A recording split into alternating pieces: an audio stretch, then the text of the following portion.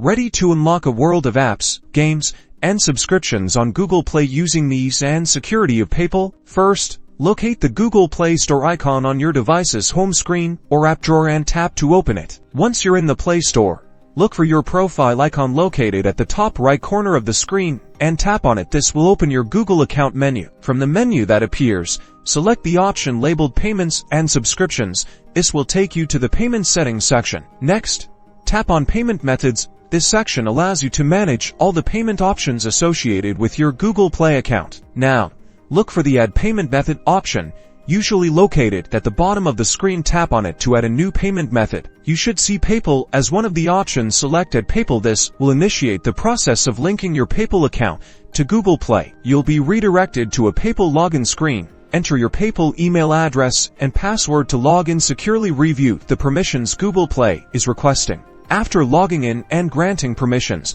you'll be redirected back to Google Play, where PayPal will now be listed as a payment method. Congratulations, you're all set. You can now use PayPal for your purchases on Google Play.